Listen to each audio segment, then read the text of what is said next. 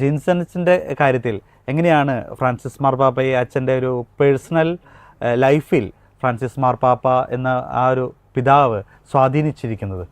ആഗോള കത്തോലിക്ക സഭയെ സംബന്ധിച്ചിടത്തോളം വലിയ സങ്കടകരമായിട്ടുള്ള ദിനങ്ങളിലൂടെയാണ് നമ്മൾ കടന്നു പോകുന്നത്.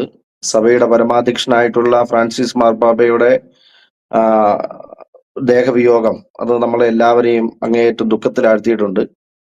എനിക്ക് തോന്നുന്നു കത്തോലിക്ക സഭയെ മാത്രമല്ല അക്രൈസ്തവരായിട്ടുള്ള ആളുകളെയും അതിനപ്പുറത്തേക്ക് വിശ്വാസം ഇല്ലാത്ത ആളുകളെ പോലും സ്വാധീനിച്ചിട്ടുള്ള ഒരു വ്യക്തിത്വമാണ് ഫ്രാൻസിസ് മാർപ്പാപ്പ എന്ന് നമുക്കറിയാം. എനിക്ക് തോന്നുന്നു നമ്മൾ വലിയ ഭാഗ്യം ചെയ്ത ഒരു മനുഷ്യരാണ്. നമുക്ക് ദൈവാനുഗ്രഹം ഏറെ കൂടുതലുള്ളവരാണ് എന്ന് ഞാൻ കരുതുകയാണ്. കാരണം അങ്ങേയറ്റം വിശുദ്ധരായിട്ടുള്ള പാപ്പാമാരുടെ കാലഘട്ടത്തിൽ ജീവിക്കാനായിട്ട് ഭാഗ്യം ലഭിച്ചവരാണ് നമ്മൾ.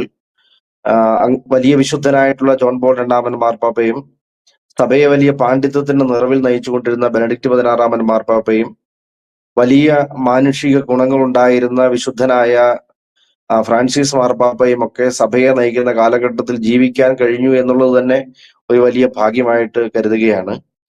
ഫ്രാൻസിസ് മാർപ്പാപ്പയുടെ ഓരോ പ്രവർത്തനങ്ങൾ 12 വർഷക്കാലം അദ്ദേഹം സഭയെ നയിച്ചു എന്ന് പറയുന്നത് എത്രയോ വേഗത്തിലാണ് ആ കാലഘട്ടം കടന്നുപോയത് എന്ന് നമുക്ക് തോന്നിപ്പോകും. കാരണം ഓരോ ദിവസവും വളരെ പ്രത്യേകതകൾ ഉള്ളതായിരുന്നു. ഓരോ നാളും അങ്ങേയറ്റം ആകർഷണീയമായിരുന്നു. പാപ്പായുടെ പ്രബോധനങ്ങൾ കൊണ്ട്, അദ്ദേഹത്തിന്റെ ശരീരഭാഷ കൊണ്ട്, അദ്ദേഹത്തിന്റെ ജീവിത ശൈലി കൊണ്ടെല്ലാം വ്യത്യസ്തതകൾ നിറഞ്ഞ ഒരു ജീവിതമായിരുന്നു ഫ്രാൻസിസ് മാർപ്പാപ്പയുടേത്. അദ്ദേഹത്തെ ഇത്ര കണ്ട് ജനം ആദരിക്കാൻ വേണ്ടിയിട്ടുള്ള കാരണം, വത്തിക്കാൻ ഇന്ന് ഇത്ര കണ്ട് ജനനിബിഡമാകാനായിട്ടുള്ള കാരണം, അദ്ദേഹം എല്ലാ മനുഷ്യരുടെയും ജീവിതത്തിലേക്ക് ഒരു അതിഥി എന്നതിനെക്കാട്ടിലപ്പുറത്തേക്ക് ഒരു സ്വന്തക്കാരനെ പോലെ കടന്നു കയറിയാണ്. നമുക്കൊക്കെ തോന്നുന്ന ഒരു വികാരം, നമുക്ക് വേണ്ടപ്പെട്ട ഒരാൾ നമുക്ക് നഷ്ടപ്പെട്ടു പോയി എന്നുള്ള ഒരു വികാരം ഫ്രാൻസിസ് മാർപ്പാപ്പയുടെ ദേഹവിയോഗ വാർത്ത കേട്ടപ്പോൾ മുതൽ നമുക്ക് തോന്നുന്നുണ്ട്.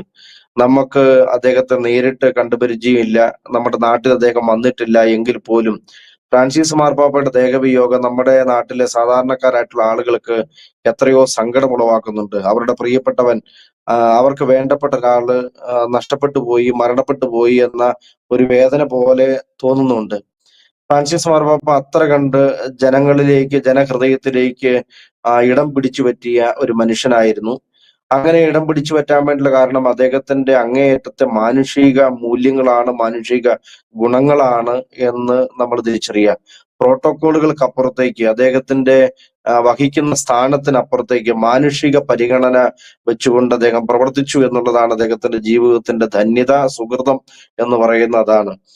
പാവപ്പെട്ട മനുഷ്യരോട്, കുടിയേറ്റക്കാരോട്, അദ്ദേഹം യുദ്ധത്തിൽ പരാജിതരായിട്ടുള്ള, യുദ്ധത്തിൽ ദുരിതം അനുഭവിക്കുന്ന ആളുകളോട്, നിരാലംബരായിട്ടുള്ള മനുഷ്യരോട്, രോഗികളോട്, വൃദ്ധരോട്, വയോധികരായിട്ടുള്ള ജനങ്ങളോട്, പിഞ്ചു കുഞ്ഞുങ്ങളോടൊക്കെ കാണിച്ചിട്ടുള്ള കരുതൽ, സ്നേഹം, പരിഗണന, അങ്ങനെ സമൂഹത്തിന്റെ മുഖ്യധാരയിൽ നിന്ന് മാറ്റി നിർത്തപ്പെട്ടിട്ടുള്ള ആളുകളോട് കാണിക്കുന്ന മാനുഷികമായിട്ടുള്ള ഒരു പരിഗണന അദ്ദേഹത്തിന്റെ ഭാഗത്തുനിന്ന് ലഭ്യമായിട്ടുള്ള ഒരുപാട് ജനമുണ്ട്.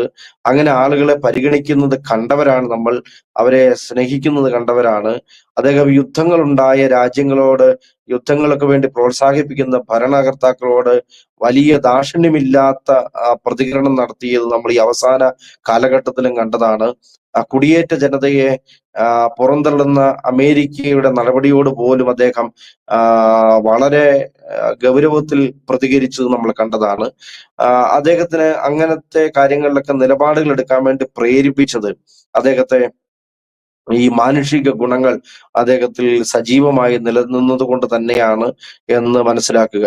ജീവിതത്തിൽ സുവിശേഷത്തിൽ ഈശോ പറയുന്നത് പോലെ പാപത്തെ വെറുക്കുകയും പാപികളെ സ്നേഹിക്കുകയും ചെയ്യുന്ന ക്രിസ്തു എന്ന് പറഞ്ഞതുപോലെ തന്നെ ഫ്രാൻസിസ് പാപ്പ എന്ന് പറയുന്ന ആ ആത്മീയ ആചാര്യൻ, അദ്ദേഹം പാപത്തിനപ്പുറത്തേക്ക് പാപികളെ ചേർത്ത് പിടിച്ചു. പാപത്തെ എത്ര കണ്ട് വെറുത്തോ ആ വെറുപ്പിനെ ഒന്നും കുറയ്ക്കാതെ തന്നെ പാപികളിലെ മനുഷ്യത്വ ഗുണത്തെ അദ്ദേഹം ചേർത്ത് പിടിക്കാൻ വേണ്ടിയിട്ട് പരിശ്രമിച്ചു.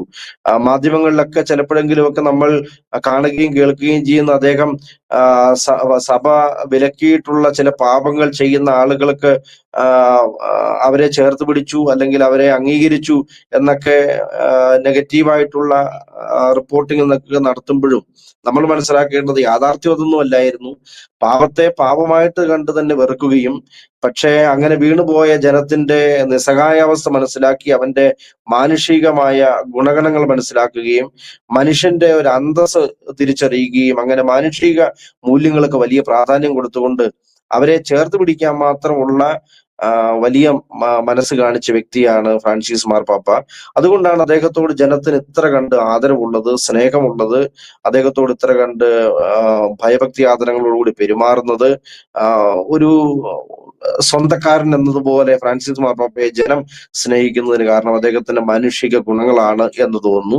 അദ്ദേഹം ഈ 12 വർഷക്കാലം നടത്തിയിട്ടുള്ള പ്രബോധനങ്ങൾ, അദ്ദേഹം നടത്തിയിട്ടുള്ള ജീവിത ശൈലി കൊണ്ട് അദ്ദേഹം പഠിപ്പിച്ചിട്ടുള്ള കുറെ നല്ല കാര്യങ്ങൾ, അത് പൊതുസമൂഹത്തിന്, ക്രൈസ്തവ സമൂഹത്തിന് മാത്രമല്ല പൊതുസമൂഹത്തിന് ആകമാനം അദ്ദേഹം ഒരു പുതിയ സംസ്കൃതി രൂപീകരിക്കാൻ വേണ്ടിയിട്ട് പരിശ്രമിച്ചു എന്നുള്ളതാണ് അദ്ദേഹത്തിന്റെ ജീവിതത്തിന്റെ വലിയ നേട്ടം. ഒരു പൊതുബോധം സൃഷ്ടിക്കാൻ വേണ്ടിയിട്ട് ജനത്തെ നിർബന്ധിച്ചു എന്ന് പറഞ്ഞാൽ അക്രമത്തിനെതിരെ, പ്രകൃതിയെ ചൂഷണം ചെയ്യുന്നതിനെതിരെ, അതൊക്കെ എത്രയോ വലിയ ഗൗരവത്തോടെയാണ് അദ്ദേഹം പഠിപ്പിച്ചത്.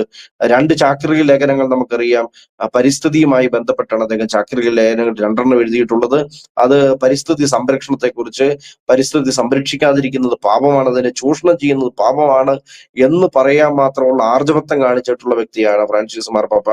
അങ്ങനെ പരിസ്ഥിതിയോട്, ലോകത്തോട്, മനുഷ്യരോട് ഒക്കെ കാണിക്കുന്ന വലിയൊരു ഒരു കരുതൽ, ഒരു സ്നേഹം, അത് അദ്ദേഹത്തെ വ്യത്യസ്തനാക്കിയിരിക്കുന്നു. ഈ 12 വർഷക്കാലം അദ്ദേഹം സഭയെ നയിച്ചു എന്ന് പറയുന്നതിനപ്പുറത്തേക്ക് നമുക്ക് വലിയ അഭിമാനവും സ്വകാര്യ അഹങ്കാരവും ഒക്കെയാണ് ഫ്രാൻസിസ് മാർപ്പാപ്പ നമ്മുടെ ആത്മീയ നേതാവായിരുന്നു എന്ന് പറയുന്നതിൽ.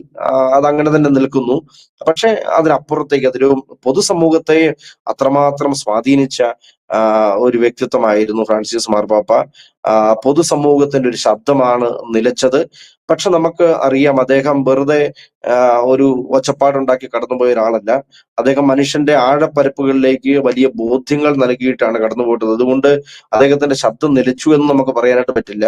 അദ്ദേഹം കൊടുത്തിട്ടുള്ള ആശയങ്ങൾ, പകർന്നു നൽകിയ സച്ചിന്തകളൊക്കെ അതെല്ലാ കാലത്തും മാനവകുലത്തെ നയിക്കുന്നത് തന്നെയാണ് എന്ന് നമ്മൾ ബോധ്യപ്പെടുന്നു, തിരിച്ചറിയുന്നു. അത്തരത്തിൽ ഫ്രാൻസിസ് മാർപ്പാപ്പ വരുന്ന ആളുകളിൽ എല്ലാ മനുഷ്യരുടെയും ജീവിതത്തിൽ, കുടുംബങ്ങളിൽ അദ്ദേഹം ചിരപ്രതിഷ്ഠ നേടിയിട്ടുണ്ട്. അദ്ദേഹത്തിന്റെ ഈ 12 വർഷക്കാലത്തെ നേതൃത്വ കാലഘട്ടം കൊണ്ട് അദ്ദേഹം ഒരുപാട് മനുഷ്യരെ ക്രിസ്തുവിന് വേണ്ടി നേടാൻ വേണ്ടി, ഒരുപാട് മനുഷ്യർക്ക് മുമ്പിൽ ക്രിസ്തു ആരാണെന്ന് ജീവിതം കൊണ്ട് പരിചയപ്പെടുത്തി കൊടുക്കാൻ വേണ്ടി അദ്ദേഹത്തിന് കഴിഞ്ഞിട്ടുണ്ട്. അങ്ങേയറ്റം അഭിമാനകരമായ ഒരു സമയം, സങ്കടകരം എന്നൊക്കെ പറയുമ്പോഴും നമുക്ക് അഭിമാനകരമാണ്. ഇങ്ങനെ ഒരു വലിയ ആത്മീയ നേതാവിനെ നമുക്ക് സഭയ്ക്ക് നേതൃസ്ഥാനത്തേക്ക് ദൈവം കരുതി വെച്ച് തന്നതിന് നമുക്ക് വലിയ നന്ദിയുണ്ട്. അങ്ങനെ ഈ ദിവസങ്ങൾ സഭയോട് ചേർന്ന് സഭയിൽ അംഗമായിരിക്കുന്നതിൽ അഭിമാനം കൊള്ളുന്നതിനും ഇങ്ങനെ ഫ്രാൻസിസ് മാർപ്പാപ്പയെ നമുക്ക് സഭയുടെ തലവനായി നൽകിയതിന് ദൈവത്തോട് നന്ദി പറയുന്നതിനും ഒക്കെയുള്ള അവസരമാണ് ഈ അവസരം എന്ന് മനസ്സിലാക്കുകയും കരുതുകയും ചെയ്യുകയാണ്. ഫ്രാൻസിസ് മാർപ്പാപ്പയുടെ ആ ഒരു എളിമ, അവസാന ആ ഒരു അദ്ദേഹം ജോലി ചെയ്തിരുന്ന മേഖലകൾ, തൂപ്പുകാരനായിട്ടും കാവൽക്കാരനുമായിട്ടും ബൗൺസറായിട്ടും, അങ്ങനെ എന്താ പറയുക, വളരെ താഴെക്കിടയിൽ നിന്ന് വന്ന ഒരു പിതാവ്. അതുകൊണ്ട് അദ്ദേഹത്തിന് അത്ര ഉയർന്ന പോസ്റ്റിൽ നിൽക്കുമ്പോഴും താഴെത്തട്ടിൽ പ്രവർത്തിക്കാൻ അദ്ദേഹത്തിന് സാധിച്ചു എന്നതായിരുന്നു. ഞാൻ പറഞ്ഞു വന്നു, അദ്ദേഹത്തിന്റെ ജീവിത ശൈലികളും ജീവചരിത്രവും ഒക്കെ എടുത്ത് നമ്മൾ പരിശോധിക്കും. വ്യത്യസ്തമായിട്ടുള്ള ഇടങ്ങളിൽ തന്റെ ജോലികളൊക്കെ നിർവഹിച്ചു എന്നതിനപ്പുറത്തേക്ക് അദ്ദേഹം വ്യത്യസ്തനാകാൻ വേണ്ടി അദ്ദേഹം എല്ലാ കാലത്തും പരിശ്രമിച്ചിരുന്നുള്ളത്. അദ്ദേഹം അച്ഛനായിരുന്ന സമയത്തും, മെത്രാനായിരുന്ന സമയത്തും, ആർച്ച് ബിഷപ്പായിരുന്ന സമയത്തും, കർദിനാളായിരുന്ന സമയത്തൊക്കെ വ്യത്യസ്തനാകാൻ വേണ്ടി പരിശ്രമിച്ചു എന്നുള്ളതാണ്. അതുകൊണ്ടാണ് നമ്മൾ കാണുന്നത് അദ്ദേഹം സ്വന്തമായിട്ട് വാഹനങ്ങൾ ഓടിച്ചു പോയിരുന്നു. അദ്ദേഹം മാർപ്പാപ്പയായതിനു ശേഷവും നമ്മൾ കണ്ടു, അദ്ദേഹം യാത്രകളൊക്കെ ചെയ്യുമ്പോൾ തന്റെ ബാഗൊക്കെ അദ്ദേഹം എയർപോർട്ടിലേക്ക് പോകുമ്പോൾ, വിമാനത്തിൽ കയറാൻ വേണ്ടി പോകുമ്പോൾ അദ്ദേഹം സ്വന്തം ബാഗൊക്കെ എടുത്തുകൊണ്ട് പോകുന്നു. അദ്ദേഹം ഭക്ഷണം തനിയെ പാകം ചെയ്ത് ഭക്ഷിച്ചിരുന്നു എന്ന് നമ്മൾ കേൾക്കുന്നു. ചില വാർത്തകൾ ശരിയാണെന്ന് എനിക്ക് അറിഞ്ഞുകൂടാ. റോമിൽ അദ്ദേഹം മാർപ്പാപ്പയായതിനു ശേഷവും രാത്രി കാലങ്ങളിൽ അദ്ദേഹം ഇങ്ങനെ ഔദ്യോഗിക വേഷമൊക്കെ മാറിയിട്ട് അദ്ദേഹം ടൗണിലൂടെയൊക്കെ പോയിരുന്നു എന്നാണ് പറയുക.